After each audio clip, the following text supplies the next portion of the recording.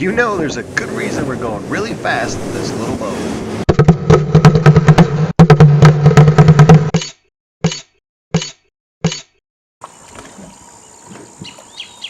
As I was having a healthy lunch, our guide told us that we should leave the houseboat quickly, as another boat thought they saw a jaguar in the forest. We raced to the location and then looked around. Maybe they just thought they saw a jaguar. Who knows? All I knew is that we were out during the hottest part of the day. But it was worth a shot, so we scanned the river's edge. Someone thought they saw something move, so I took a photo in the area and hoped for the best. Would this be my only wild jaguar photo? Watch out, National Geographic. Well, now we know that it was out there, somewhere in that thick brush. Our boat was alone in this area waiting, and waiting in the heat. As we were shielding our eyes from the sun, our guide Eddie shouted jaguar and pointed downriver. That little speck is a real live jaguar swimming across the river. I tried to get a photo, but it's too far, so I went back to filming. As the jaguar got ashore, she turned around. We looked where she was looking and realized she'd left a juvenile back on the other side. This little one didn't seem interested in crossing the river at such a wide spot, so Mom started back. These felines are amazing swimmers with their strong legs.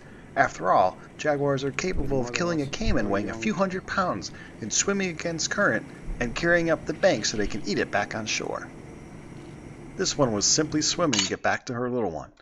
Once reunited, they glanced over the river and started upstream looking for an easier place to cross. As we followed, I couldn't believe I was actually in the presence of a wild jaguar, the largest cat of the Americas. A cat that was worshipped and revered by civilizations like the Mayans and the Aztecs. Speaking of ancient civilizations, I was doing my own small blood sacrifice to the mosquito gods while trying to film this jag. I glanced up and there she was, the queen of this jungle. This jungle being the Pantanal. The majority of the land in the Pantanal is privately owned. Some are cattle ranches, and some are farms where soybeans and corn grow.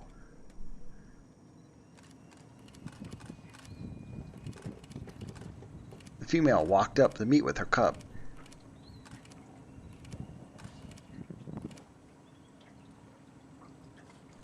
It was amazing to see not only one jaguar, but two at the same time. A female can have on average 1 to 4 cubs. We weren't sure that since she was a young mother, that this was her only cub or if she had lost one, as survival rates for cubs from all the big cats are very low. We were glad to see that this little one was healthy and she would soon be on her own, as cubs will only stay with their moms for the first 2 years.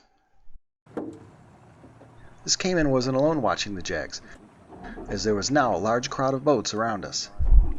Ecotourism is growing here in the Pantanal, and people come from all around the world in hopes that they will see a jaguar. For now, there are no set rules. A boat will try to stay across the river from the jaguar, but there are no limits on how many boats can be there. This river was getting crowded fast. Our boat kept its distance far away as to not interfere with the cat. A good rule of thumb is that if you change the behavior of the animal you are observing, then you are too close. Unfortunately, not everyone on the river had the same ethics. The pros and cons of ecotourism.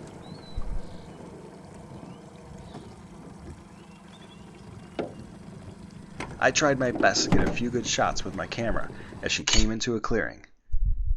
I was lucky that she and her little one came out of the thick woods a few times so that I could see them in plain sight.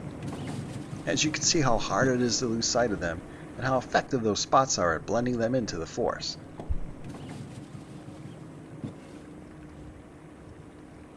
The jaguar and her cub kept moving along, looking for the perfect spot to cross the river, and probably a perfect spot to get away from all these boats.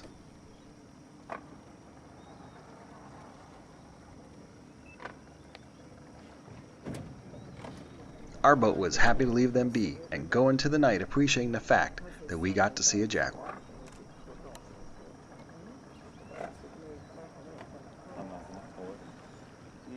Hope you enjoyed this edition of Safari Brazil. For more information, please read this video's description. And as always, thanks for watching.